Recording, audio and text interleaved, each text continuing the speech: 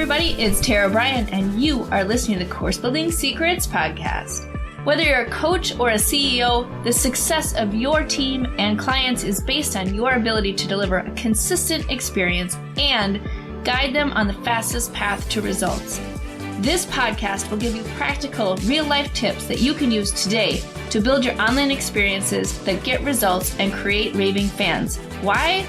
So you can monetize your expertise and serve more people without adding more time or team to your business. If you're looking to uncover your $1 million framework, package it, and use it to scale, you're in the right place. Let's dive in.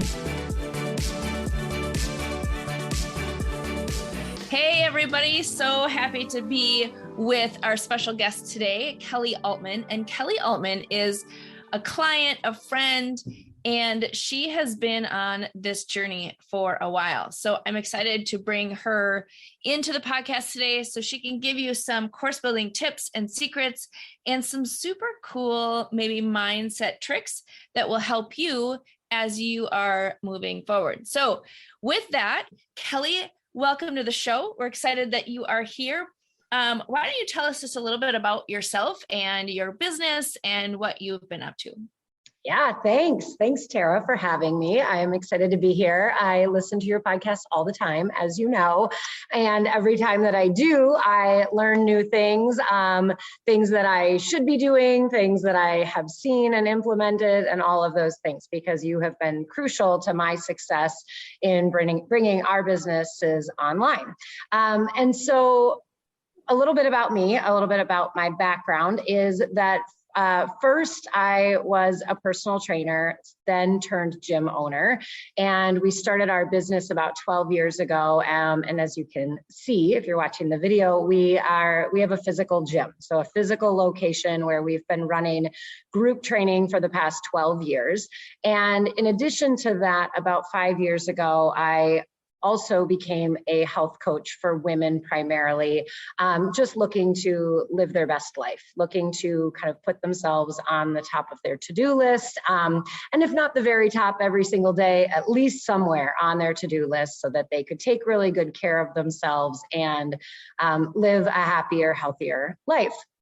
And over the course of the last couple years, obviously, we know that all in-person gyms, group training, large group gatherings has really changed. And so over the past 2 years, I have been taking lots and lots of strides to bring more of what we do to deliver an amazing experience to our clients to the online space, as well as trying to shift and navigate to what in-person training looks like, depending on the day. Yeah, awesome. So you have had your hands full. One of the things, so I want to talk about your journey once you sort of had to shut down your physical location and how you pivoted online.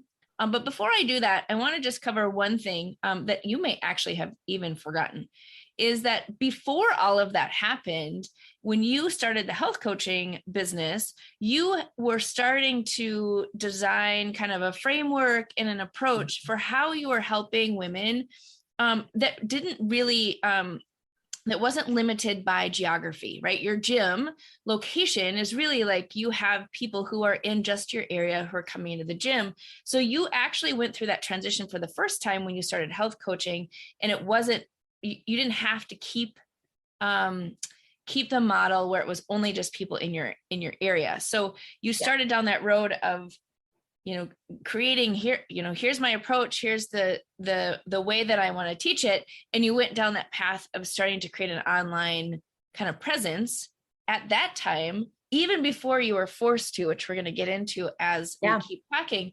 But tell me a little bit about when you went through that journey. So you actually, and I know a little bit of your story because we're pretty close, but you went and got certified as a health coach, and then you started to get some clients and you started to think about what your approach is. Can you talk to me a little bit about how that went for you? Like, how did you decide what your approach was going to be, how you were going to structure it, and then how are you going to start kind of maybe pivoting a little bit from people knowing you as the person who's doing fitness to somebody who's doing health coaching?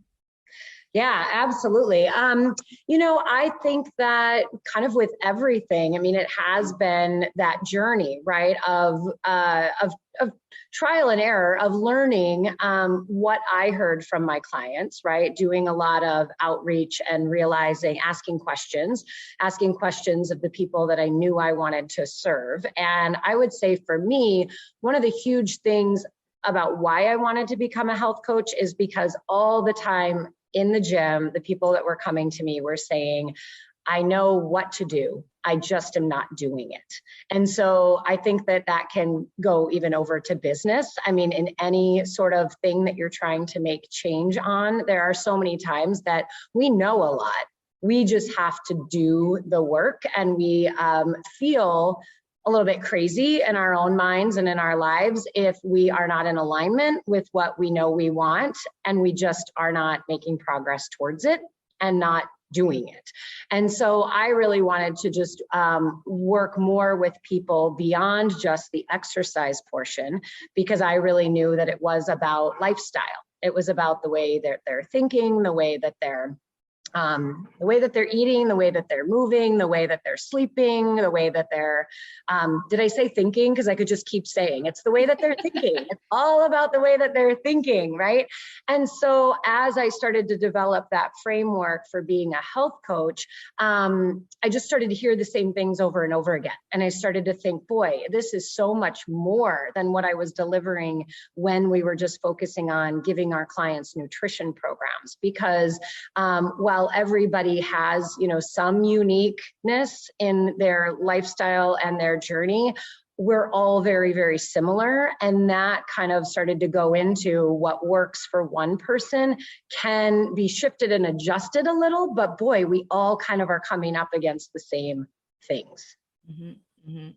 Which, right, then just kind of leads me into that next part of, then I realized I could bring that to groups of people and kind of package it up, because if I was saying something to one person, a lot of people would say, oh yeah, me too, I struggle with that, or I need some guidance.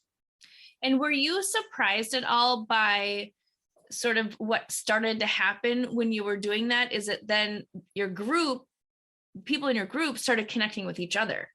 And so then it added a whole different dimension to what you were doing. Talk a little bit about that. Like, was that a surprise to you when that started to happen? I don't know if it was as much of a surprise to me, because I had seen it so much in the gym. I started to realize, right, from being a one-on-one personal trainer, realizing that I'm sort of their whole world, but I knew that it could be really fun and wonderful to have them feel like they have a whole community and tribe kind of behind them, that it didn't have to all lay to me, right? I could be the leader of the thing. I could give them a space to connect, but I didn't always have to be there. And so, yes, I think that's where the magic happens for me, is in connecting groups of like-minded people and saying we're all in this for the same common cause or identity, or just we need that camaraderie and accountability, somebody else to be able to show up for. Mm-hmm. Yeah, I think that that's happened a lot, but I was surprised by how easy it was to do it online as well as in the gym, when people have kind of been forced to look at all different avenues of where their people are. Mm-hmm. Mm-hmm. Yeah. Awesome. Which transitions us into what, 2020? Was it 2020? When you literally had to make a decision overnight to shift the way that you were showing up for not only your gym owner or gym members, but also for your coaching group. And you had to like figure out a whole different way of delivering what you do. So talk to me a little bit about that, and not so much the mechanics of it, because we could talk about that all day of how you showed up and went online, but more like, what was your kind of mindset around it? Like, how did you embrace this? Like, it was a stressful time. There was a lot going on, but at the end of the day, you showed up for your people and delivered an amazing experience. So talk to me a little bit about, like, how did you get there with that? Like, what were like the biggest ahas or tips that you kind of now in hindsight that you can go back and look at it, like what were the biggest things around that time that you took from it? Isn't it crazy? I mean, I think that any time that you're just thrown into something, like you just do it with such like you really, there's not a lot of time to think. You just think about tomorrow, like what am I going to do tomorrow? What am I going to do the next day? And I just remember it was very reactive, right? And I think everybody, the whole world was in that same position. So it was a good position to go into it that way, with everybody kind of feeling the same way and not knowing what was going to happen. So we didn't know, is it going to be 2 weeks? Is it going to be 3 months? And it turned out that our gym was shut for 3 months. And thinking back on it, I can't even believe it was, right? Because we just kept going. And I think that's what I would say to anybody, is that there is an opportunity to just show up. And that's what we did. We just showed up. It didn't really matter how, right? We just said, okay, are we going to do it on Facebook? Are we going to do it on Zoom? And then what are we going to do with our content? And so we just started really small, with 1 day at a time. And we just realized that the real, the really big thing that mattered is just keep the connection. Everything else is kind of bonus, right? I mean, really, honestly, when I look back on that, even my people that were used to working out in our gym 3 to 4 times a week, I don't think they really cared if what they got was exercise, because I would show up in different ways. We started out like a community huddle, like every morning at 8 a.m. I think we just did it Monday through Friday, but it was just come online and anybody could come on Zoom and just talk about how you're feeling. Like, how are you? Let's check in, because we're not seeing you in person. And even though we were a gym known for coming in and exercising, we had more people coming just to check in and say how they were than even the exercise. So a lot of times, right, when I think back on that is, you know, you're so known for one thing and you think you always need to give them that. But if you're really paying attention to what's going on, maybe in the world or with people, there's something different. It really is the community and the connection that people crave, even if they're not getting what they actually come to you for. Mm-hmm. Yeah, that's so powerful. Yeah. Because everybody craves connection. And especially during that time when everything was crazy, it was just like, you know, show up and be together. And I think that, don't you think, like it, looking back, you showing up in your basement, you know, your trainers showing up in their basement, all the people on Zoom who were like showing what their, you know, living room looked like, or their basement or whatever, like, no, it wasn't an ideal situation, but it connected people almost more than when they come into the gym. And, you know, not that they come into the gym, you know, all dolled up, but it's a, you know, they're intentionally going there. When you come into someone's house, it's a different experience. Yeah, it made it super real. I think that's what it was, right? It was like, and it just made us just show up really imperfectly, like, and have a lot of grace and say, at least we're doing something, and something is always better than nothing. Mm-hmm. You just start. Yeah. And then you started to formalize it, and you created, you know, a hub for people to go to. So you had the community, you had recorded classes, you had live classes. So you really quickly were able to shift into a system that helped people be successful in whatever way they wanted to show up. And so that was powerful too, is reacting and just showing up and keeping with your people. And then also, what kinds of systems, what kinds of things can you put together so people can show up and they're not like, Kelly, I need you to teach class every single hour of every day, because I need you to show up in my living room 24/7, right? Where you were able to keep those boundaries and do that. Yeah.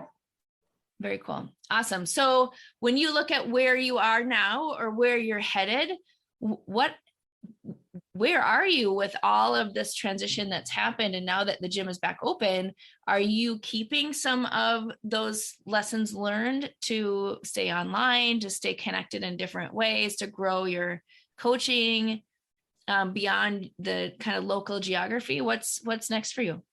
Yeah, gosh, so many things. One other thing I was going to say about what you were just talking about is what I have thought is fascinating about just this entire time and kind of going online is that just because there's a way that you've kind of trained your people to interact with you and interact with your business, that there's always an opportunity to kind of retrain them and have them unlearn the old way and relearn a new way. And that's been something that I have been learning again and again, like constantly. And even, at home, I'm trying to train a 3.5-year-old to be a decent human being. And just like that, and having to kind of navigate, different patterns of not wanting to change, right? I'm seeing that in the gym as well. So there were ways that we ran our business, and now it's getting them more used to using the hub, getting them to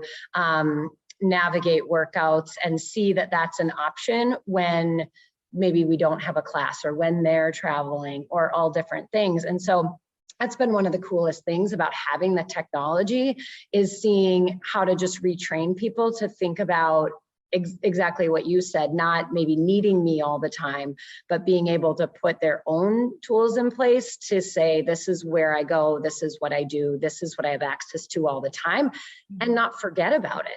Because that's huge too, right? People kind of get in this pattern of, oh, I forgot I have all that stuff accessible. So I'm retraining them that these are all the benefits of being in our world, right? Is that you constantly have access to all of these great things. Don't forget about them because they're all there. Yeah, that's awesome. Yeah. So I'm going to go off script for just a second because I want to talk about something. So a lot of times in this podcast, we talk about ways to get people engaged and get people excited, and gamification and just those kinds of things to keep people motivated so they continue to go.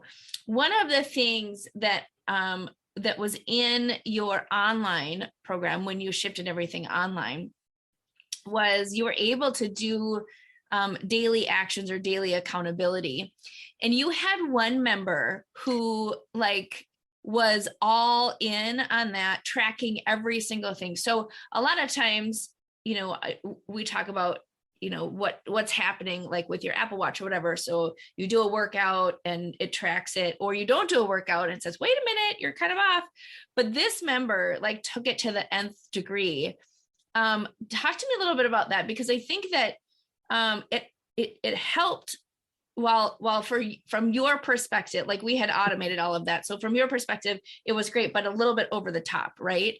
But similar experience where she was able to get that sort of reward and recognition online as she would get into the gym.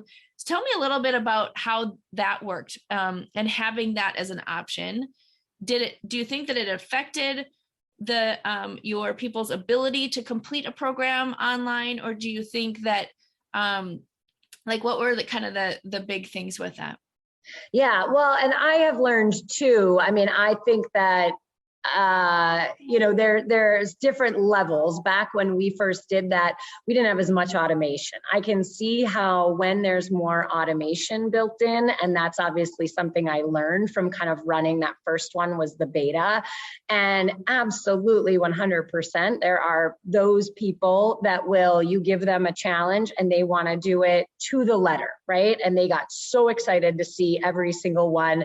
This particular person would say to me, okay, well, do I track my sleep the day before or for that day? Or when do I do it? She wanted to make sure she was doing everything right. And that's really cool, because I think that when you're providing a service, it is really important with your clients that they're under the right mindset of what makes you feel the most successful, right? Is it checking off every single thing and doing it 100%? Or do you have to give yourself more grace and still feel successful if you're just modifying a little bit to put it into your lifestyle, the lifestyle that doesn't feel stressful and overwhelming? Right. And so I think that those things can be really, really great. Yeah. Well, and that she wasn't calling you all the time to say, I got my sleep today. I got my sleep today. I got my sleep today. She could just check it in a little box and know that she had, met that goal, because you had clearly defined what that goal was. and then getting all of them, right? Like, I know that your intention was here are some things that you can do during the day for this, like pick a couple, and she picked all of them.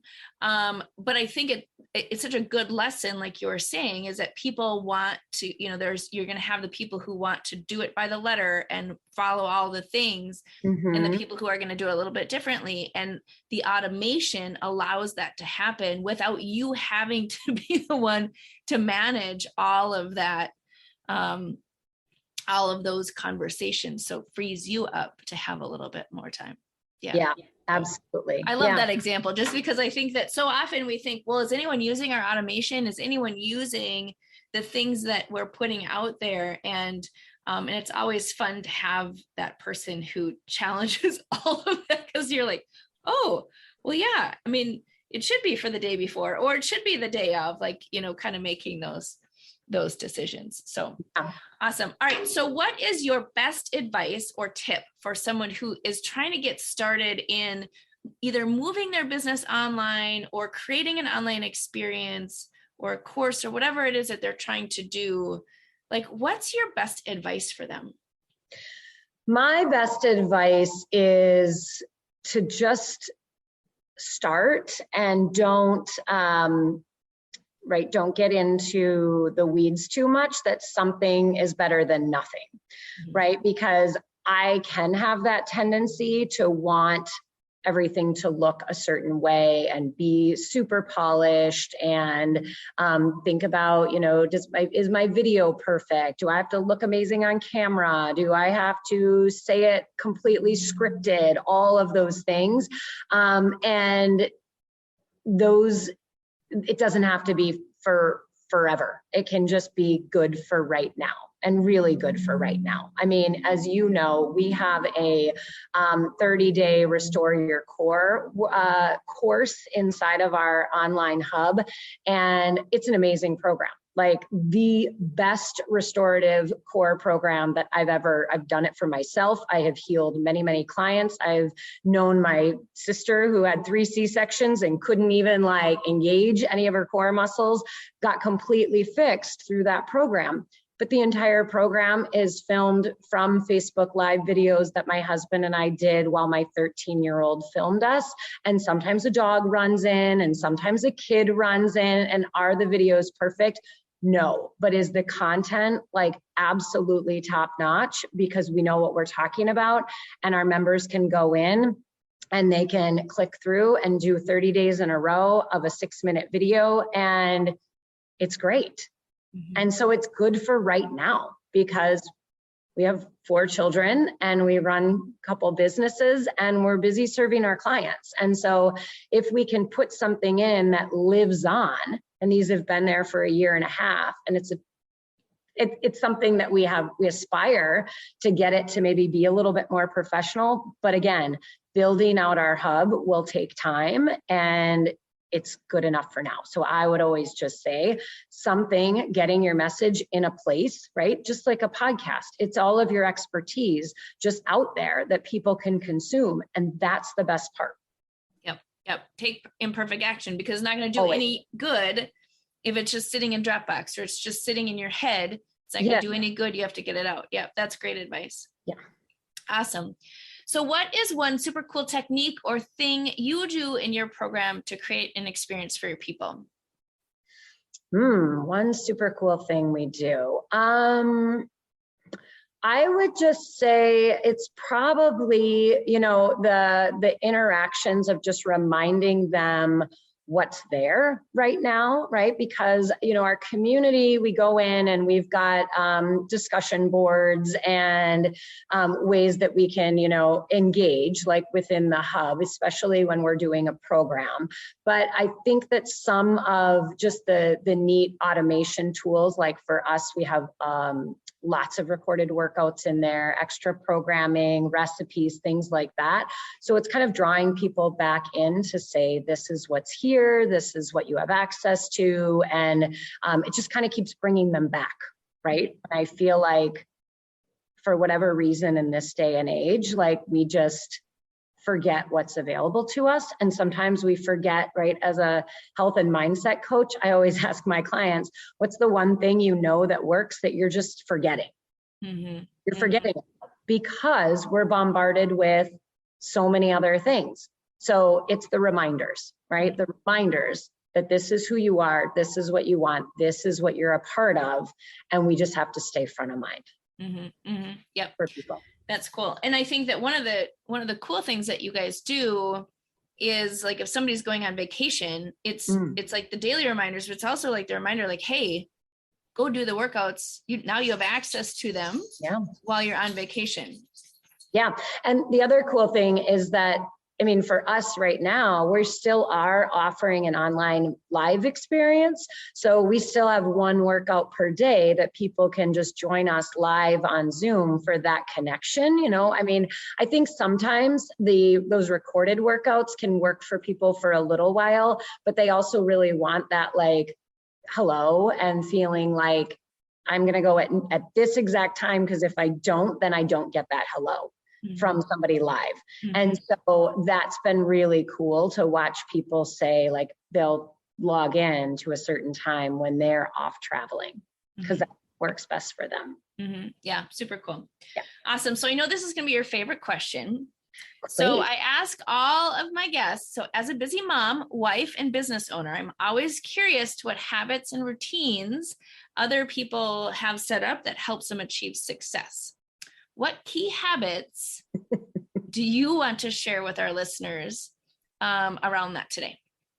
Yes. So as you mentioned, yes, I'm a busy mom. I don't think I talked all about the business, but I didn't say that I have 4 children ranging in the ages from 3 to 15. And it is really, really busy. And so my biggest, I would say my best habit is waking up well beyond or before my family and just having some quiet time just to kind of strategize and check in with myself first, kind of figure out what's going on, figure out the things that I need to do for that day before starting to think about everybody else and all of those things. So I would say just, you know, it's crucial that I keep my energy up. So I am a diehard, like in bed by 9:30, so I can wake up at 4:30 or 5 and have that quiet time to myself. I exercise to have energy and not deplete my energy, eating for energy, all those things, because you got to have energy to do all this stuff. It always reminds me of, you know, when you're on the airplane and they always say, like, you put your mask on first and then you put your kids' masks on. Like, that's such a great message of what you're saying, is that you have to take care of yourself. You have to make sure that you have the energy to go off and not only take care of your family, but also run a business. Yes. And run a very busy business and be able to do that. Yeah, absolutely. And I think that, you know, for me, it really is about everybody taking really great care of themselves, like everybody's personal responsibility to think we can't just go out and serve and serve and serve and serve. And we can't have these fabulous businesses and serve the people that we want to serve if we are completely depleted, because that will lead to just so much stress, overwhelm, which then leads to sickness and all of those things, right? And so I used to look at, I mean, for many, many years in the fitness and health industry, there were people coming in and they just wanted to look a certain way and they wanted to know how to eat for certain things and exercise, you know, to look a certain way. And a lot of that can be depleting. And so in my coaching, in my, you know, in lifestyle coaching, it's not about that anymore, right? It becomes like, how can I be more, have more, not just feel like it's all about depriving and just powering through.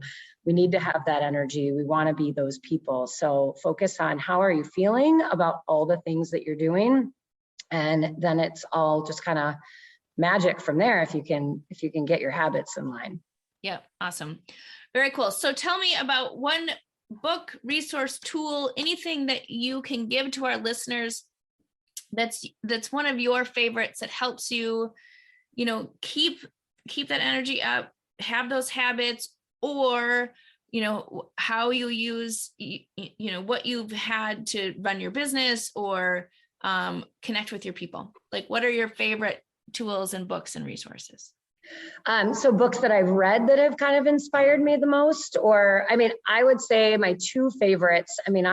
I adore Atomic Habits because I just believe in them, right? I believe that the habits that we start incorporating, they can either make or break. And sometimes we don't even, it's just about recognizing them, right? And then the other book that I love is Personality Isn't Permanent, just always about the way of change, is thinking that nothing is permanent, which we've seen in the world and ways that we thought we were going to be living our lives. It's just the only thing constant is that change. And so that's a great book about really diving into the way that we think and realizing that we've got the power to totally pivot all the time and be whatever we want to be. Yeah, those are great. And it's funny. So for everyone listening, Atomic Habits comes up all the time. So if you haven't read it yet, you need to read it, because I'm telling you that like most of our guests that come on are talking about Atomic Habits. And Atomic Habits it's such a powerful book, and it talks about the power of taking small steps towards a bigger goal, right? So by doing small things, creating those small habits, it leads to being able to get to your goals. So if you haven't checked it out, you probably should, because Kelly is like the fourth or fifth person who has mentioned that book. Maybe we'll do a podcast where I'll summarize the book. I don't know, but we'll see. All right. Very cool. Thank you for sharing those resources. And most importantly, where can people find out more about you? Yes, absolutely. Probably the best place is just on my website, which is kellyaltman.com. And I would say that that's probably the best spot. I'm on Facebook and Instagram as well at just Kelly Altman. Perfect. So you talked about this program called Restore Your Core. Yes. So if people are interested in learning about Restore Your Core, do they find that out on your website, or is there a different place that you would have them go to find out about that? Nope, I would say on my website, that would be the best place. Yep, because I have all sorts of things for different programs that we offer, and health coaching and things going on at the gym, all at that one spot. All right, cool. Well, she told you where to find her. So there you go. Thank you so much, Kelly, for being on today. Any final words of wisdom for our course builders out there who are listening to this podcast today? I would just say keep going. Right? Those small steps. It's so true that you just don't know where that like little tiny 1% can just start building and building and building and building. And sometimes when I look back, I think about it felt very huge and overwhelming in the very start, but all you got to do is start and then just keep going. Mm-hmm. Mm-hmm. Yeah, because it's time to make it better, but you don't have to do it all right now. Right. And you look back and you think like, oh my gosh, look at, hundreds of videos, hundreds of things, assets that you were able to create during that time that now can serve you moving forward. So yeah, I love that advice. Very cool. Awesome. Thank you so much for being here today. All right, course builders, go out and take those small steps. I hope you enjoyed today's episode. The best thing you can do is to take action on an idea or tip that resonated with you. To help you take action, I have a free gift for you that you can download in the show notes. During each episode, we publish an action plan worksheet and other helpful takeaways from our speakers in the Course Building Secrets Creators Lab. To register for free, click on the link in the show notes. Enjoy.